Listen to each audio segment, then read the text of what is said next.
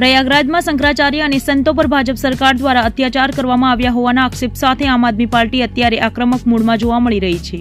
સુરતના પાંડેસરા વિસ્તારમાં મોટી સંખ્યામાં આપના હોદ્દેદારો અને કાર્યકરોએ એકઠા થઈને ભાજપ સરકાર વિરુદ્ધ સૂત્રોચ્ચાર કર્યા હતા। સંતોના સન્માનમાં મેદાને ઉતરેલી પાર્ટીએ આ ઘટનાને આસ્થા અને સંસ્કૃતિ પર પ્રહાર ગણાવ્યો હતો।